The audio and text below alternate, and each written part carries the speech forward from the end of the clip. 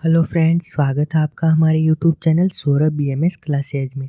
Friends, आज से हम पढ़ेंगे पदार्थ विज्ञान का नेक्स्ट टॉपिक क्रम विज्ञान्य अध्याय। इसको हम दो पार्ट्स में पढ़ेंगे। फर्स्ट पार्ट में हम इसका जनरल इंट्रोडक्शन और क्रम के भेद में लौकिक क्रमों का वर्णन करेंगे। सेकेंड लेक्चर में हम पढ़ेंगे क्रम के भेद के अंतर्गत चरक और सुश्रुत के द्वारा बताए गए चिकित्सीय क्रमों के भेद के बारे में। तो आइए स्टार्ट कर लेते हैं क्रम विज्ञान्य अध्याय को। तो फर्स्ट टॉपिक अपना व्युत्पत्ति। क्री विक्षेपे धातु में मनीन प्रत्यय लगाने से कर्मंश पद बनता है। तो व्युत्पत्ति होगी क्री विक्षेपे धातु में मनीन प्रत्यय लगाना। निरुक्ति क्रियते इति कर्म, अर्थात जो किया जाता है उसे कर्म कहते हैं, अर्थात क्रिया करना ही कर्म कहलाता है। थर्ड है अपना टॉपिक पर्याय। तो पर्याय हो गए इसके चेष्टा, परवर्ती, क्रिया, प्रयत्न, कर्म, कार्य आदि। अगला टॉपिक है मोस्ट इंपोर्टेंट, इसका लक्षण या परिभाषा। तो संयोगे च विभागे च कारणम दर्रम आश्रितम कर्तव्यस्य क्रियाक्रम कर्मण्यन्यद अपेक्षते। तो आप इस कोटेशन को देखेंगे तो तीन लक्षण आपको क्रम के मिलेंगे। क्या कि संयोगे च विभागे च कारणम, तो फर्स्ट क्या हो गया कि जो संयोग और विभाग का कारण हो। सेकंड द्रव्यम आश्रितम, अर्थात जो द्रव्य में आश्रित हो। थर्ड है कर्तव्यस्य क्रियाक्रम कर्मण्यन्यद अपेक्षते, यानी कर्म कर्तव्य रूपी क्रिया को करने में किसी की अपेक्षा नहीं करता।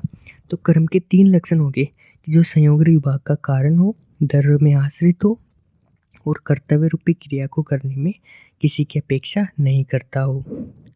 तो फर्स्ट है संयोग विभाग का कारण, इसको हम लौकिक कर्मों के अंतर्गत समझेंगे। सेकंड है अपना द्रव्य में आश्रित रहता है। तो द्रव्य में आश्रित रहता है, इसको ऐसे समझेंगे, षट पदार्थ होते हैं द्रव्य, गुण, कर्म, सामान्य, विशेष और समवाय।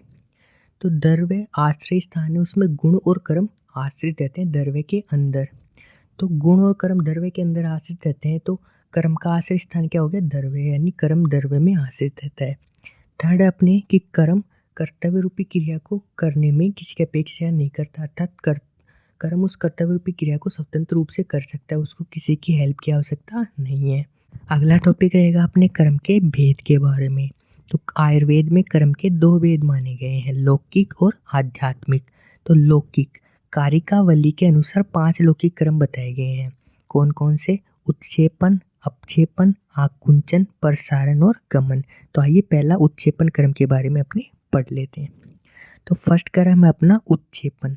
उत्क्षेपण हो गया उद्रव देश संयोगे हेतु उत्क्षेपणम, यानी जिस कर्म द्वारा वस्तु का उद्रव देश से संयोग होता हो तथा अधोदेश से विभाग होता हो, उत्क्षेपण कर्म कहलाता है। जैसे एग्जाम्पल से समझिए, गेंद को ऊपर की ओर फेंकना। तो गेंद को ऊपर की ओर फेंक रहे हैं तो गेंद का उद्रव देश यानी ऊपरी प्रदेश से संयोग हो रहा है और अधोदेश यानी निचले प्रदेश से विभाग हो रहा है। यानी गेंद को ऊपर की ओर फेंके तो उसका ऊपरी प्रदेश से संयोग हो रहा है, निचले देश से विभाग हो रहा है, तो वो क्या हो गया, उत्क्षेपण कर्म। तो आपने कर्म का पहला कैरेक्टर पढ़ा था जो संयोग और विभाग का कारण हो। तो इसमें संयोग भी हो रहा है, एक प्रदेश से संयोग हो रहा है, एक प्रदेश से विभाग हो रहा है, यानी कर्म संयोग और विभाग का कारण हो गया। ये आपने यहाँ से समझ लिया। सेकंड कर्म हो गया अपना अपक्षेपण। अधोदेश संयोगे हेतु अपक्षेपण, यानी जिस कर्म द्वारा वस्तु का अधोदेश से संयोग होता है और उर्ध्व देश से विभाग होता है, अपक्षेपण कर्म कहलाता है। जैसे गेंद को नीचे की ओर फेंकना, तो गेंद को नीचे की ओर फेंकेंगे तो गेंद का निचले प्रदेश से तो संयोग हो रहा है और ऊपरी प्रदेश से विभाग हो रहा है, तो ये क्या हो गया, अपक्षेपण कर्म। थर्ड कर्म आता है अपने पास आकुंचन। जिस कर्म द्वारा वस्तु का समीप प्रदेश के साथ संयोग तथा दूर देश से विभाग हो। जैसे हाथ को शरीर की ओर लाना, तो हाथ को शरीर की ओर लाएंगे तो क्या होगा, शरीर, हाथ का शरीर यानी समीप प्रदेश से संयोग हो रहा है और दूर देश से विभाग हो रहा है। हाथ को जोड़कर प्रणाम करने, हाथ पास आ रहे हैं, शरीर से समीप प्रदेश से साथ संयोग हो रहा है, दूर देश से विभाग हो रहा है, तो इसको क्या बोलेंगे अपने आकुंचन। अगर आप मॉडर्न से इसको रिलेट करना चाहें तो ये कॉन्ट्रैक्शन है। नेक्स्ट लौकिक कर्म आता है अपने पास प्रसारण। जिस कर्म द्वारा शरीर के अंग प्रत्यंग का शरीर के दूर देश से संयोग व समीप प्रदेश से विभाग होता हो, प्रसारण कहलाता है।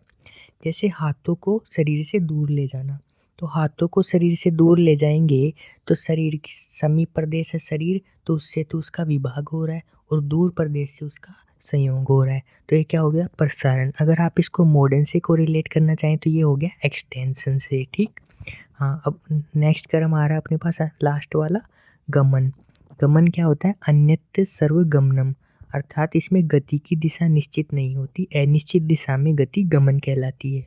तो इसका ये अर्थ है कि गमन में हम ये डिसाइड नहीं कर पाते कि ऊर्ध्व देश कौन सा है, अधो देश कौन सा है, दूर देश कौन सा है, समीप प्रदेश कौन सा है। तो इस क्रम में भी संयोग भी होता है, विभाग भी होता है, पर अपने ये नहीं बता सकते कि किस प्रदेश से तो संयोग हो रहा है, किस प्रदेश से विभाग हो रहा है। यानी इसमें गति की दिशा निश्चित नहीं होती है, गमन कहलाता है। तो इस प्रकार से अपना फर्स्ट लेक्चर खत्म होता है क्रम विज्ञानी का। सेकेंड लेक्चर में हम चरक और सुश्रुत द्वारा बताए गए चिकित्सीय कर्मों के भेदों का वर्णन करेंगे। Thanks for watching.